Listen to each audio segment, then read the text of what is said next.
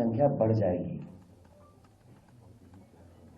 और इसमें भी कहीं हम लोगों को कोई शक नहीं था कि जहां पॉलिटिकल पार्टीज आएंगी या उनके नेता आएंगे, उनके सहयोग के लिए इनकम टैक्स, ईडी, सीबीआई और भी संस्थाओं का सहारा लेकर के अटैक करने का काम करेंगे।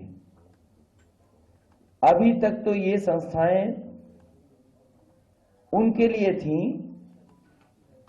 जो सरकार में हैं, उनकी सरकार कैसे हटाएं, उसके लिए इन संस्थाओं का इस्तेमाल किया जाता था। लेकिन पहली बार देखने को मिल रहा है कि उत्तर प्रदेश में समाजवादी पार्टी की सरकार न बन जाए, इसके लिए इन संस्थाओं का भी इस्तेमाल होगा। पूरा देश जानता है कि जहां जहां चुनाव भारतीय जनता पार्टी हारने लगती है, इन संस्थाओं को आगे करती है। जहां तक ईडी, सीबीआई या अपने कागजों को दिखाने का काम, हमें बहुत पुराना अनुभव है। और इसलिए अनुभव है कि भारतीय जनता पार्टी भी कांग्रेस के रास्ते पर जा रही है। भारतीय जनता पार्टी वही तरीके अपना रही है जिसमें केंद्रीय जो एजेंसीज हैं उनसे कैसे डराया धमकाया जाए। लेकिन जिस तरीके का माहौल उत्तर प्रदेश में है, योगी सरकार बचेगी नहीं। जनता ने मन बनाया है कि योग्य सरकार उत्तर प्रदेश में बनेगी और इनसे ज्यादा अनुपयोगी कोई हो नहीं सकता था जिसने उत्तर प्रदेश को बर्बाद किया। ये अनुपयोगी हैं, अनुपयोगी हैं। इन्होंने इतना नुकसान किया उत्तर प्रदेश की जिसकी आपकी कल्पना नहीं की जा सकती है। गृह राज्य मंत्री टैनी, कौन नहीं जानता उन पे आरोप क्या हैं। गृह राज्य मंत्री टैनी, उन पे क्या आरोप है? क्या दिल्ली की सरकार नहीं जानती? क्या उत्तर प्रदेश की सरकार नहीं जानती? और जब उत्तर प्रदेश की सरकार की जांच में उनके नाम आ गए और कहीं ना कहीं उनके ऊपर उंगली उठी है, तो आखिरकार सरकार क्यों बचा रही है उसको? क्या कारण है कि सरकार उन्हें बचाने का काम कर रही है? जो हमारे अन्नदाता हैं, जो अपने हक और सम्मान के लिए गए थे, अपने हक की लड़ाई को लड़ने गए थे, पीछे से थार जीप ने उन्हें कुचल दिया। किसानों की जान चली गई, पत्रकार की जान चली गई। दोषी कौन है? जांच में यह बात साफ है कि देश के गृह राज्य मंत्री, उन पर उंगली उठी है, उनके बेटे पे उंगली उठी है, भारतीय जनता पार्टी के कार्यकर्ताओं पे उंगली उठी है। लेकिन आखिरकार सरकार क्यों नहीं सजा दे रही है? क्यों ध्यान हटाना चाहती है? मंच पर जो हंगामा हुआ, निषाद समाज के साथ जो धोखा हुआ, केवल निषाद समाज नहीं बल्कि पिछड़े, अति पिछड़े, दलित, अल्पसंख्यक और बड़ी संख्या में हमारे अगड़े लोग, ब्राह्मण समाज के साथ जो हुआ, कौन नहीं जानता? और मंच पर किस खुशी के साथ बुलाया गया था निषाद समाज के लोगों को। उन्हें वादा किया गया था कि आपकी सब मांगे पूरी हो जाएंगी, आरक्षण मिल जाएगा। लेकिन मुझे खुशी है इस बात की कि निषाद समाज ने अपनी मांग को नहीं छोड़ा। उन्हें अगर मंच पे भी चढ़ना पड़ा होगा तो मंच पे चढ़ गए और सरकार के कानों तक अपनी आवाज पहुंचाने का काम किया। दिन रात लगे रहे उसमें कि ये खबर न चल जाए। बड़े बड़े अधिकारी लखनऊ से ये कोशिश करते रहे, दिल्ली तक दबाव बनाया कि ये खबरें न चल जाएं कि किस तरीके के निषाद समाज वहां पर अपने हक के लिए और अपने सम्मान के लिए लड़ रहा है। ये अनुपयोगी सरकार और कर भी क्या सकती थी? अनुपयोगी सरकार से उम्मीद भी क्या की जा सकती है?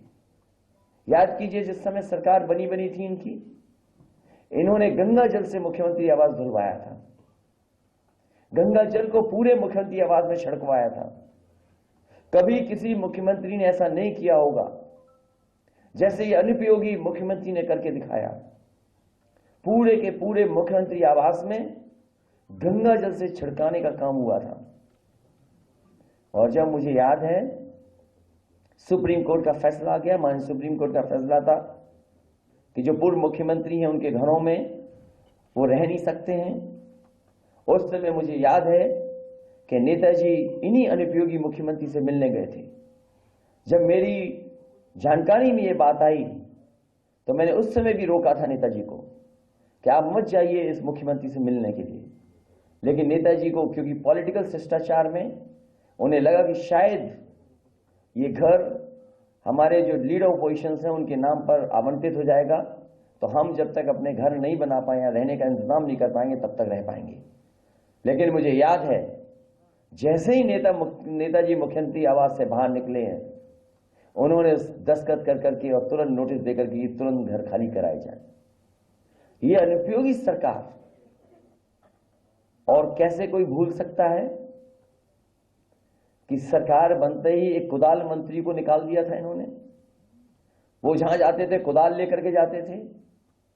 जेपी नायसी में कुदाल लेकर के गए, जो पुराना हेरिटेज एरिया डेवलप हुआ था वहां कुदाल लेकर के गए, कुदाल चलाते थे, खुद जांच करने जाते थे। और उन्होंने कहा कि ये बताइए इतना ऊंचा हेलीपैड क्यों बन गया।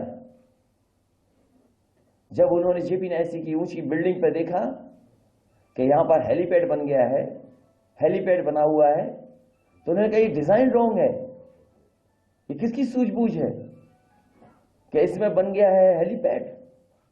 और याद कीजिए जब उन्होंने कुदाल चलाई थी हेरिटेज एरिया पर, तो कुदाल पत्थर नहीं तोड़ पाई थी। जांच के बाद जांच, जांच के बाद जांच, उसके बाद जो ठेकेदार थे उन्हें अपने दल में ले लिया।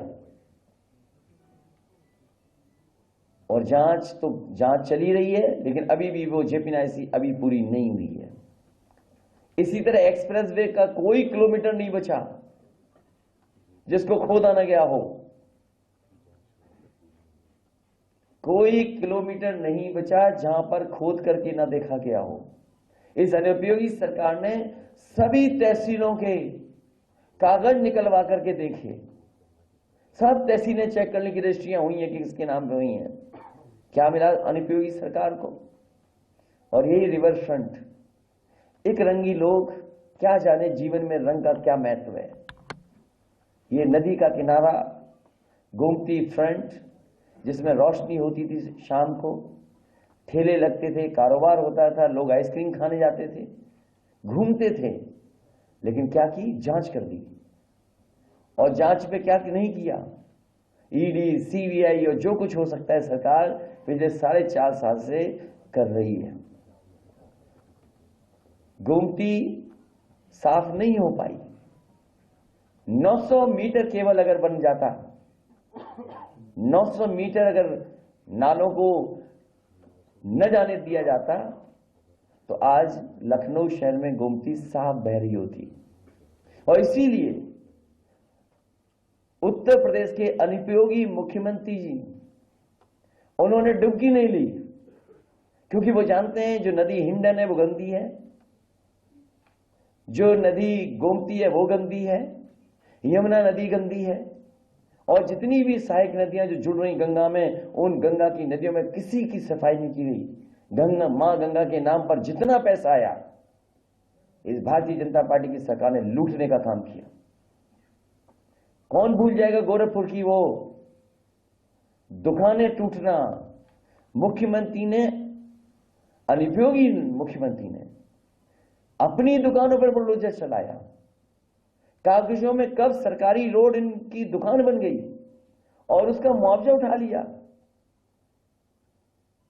नई सड़क बना ली, नया कॉम्प्लेक्स बना रहे हैं, और मुआवजा कितना उठाया सरकार ने? कम से कम सरकार को बताना चाहिए कि अनुपयोगी मुख्यमंत्री ने अपनी दुकानें तोड़ करके, जो कभी सरकारी जमीन पे बनी थी, उस जमीन को कागजों पे इधर उधर कर करके कितना मुआवजा मुख्यमंत्री अनुपयोगी ने उठाया है। और यही नहीं, जो यूनिवर्सिटी बनी है वो कभी तालाब था, वेटलैंड थी। आखिरकार किस कानून के अंदर लोगों पर दबाव बना करके वो पूरी वेटलैंड की जमीन, पूरी तालाब की जमीन को अपनी यूनिवर्सिटी में कब्जा कर लिया। इसलिए मुख्यमंत्री अनुपयोगी याद रखें, सरकार जाने वाली है और ये जो हथकंडे अपनाए जा रहे हैं ये तब अपनाए जा रहे हैं कि जब उन्हें पूरा भरोसा हो गया कि सरकार जा रही है उनकी। ये वापस नहीं लौट रहे हैं। ये सोचते हैं कि समाजवादी विजय तक रुक जाएगा।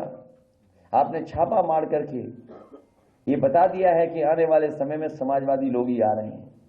उत्तर प्रदेश की जनता आपको हटाने जा रही है।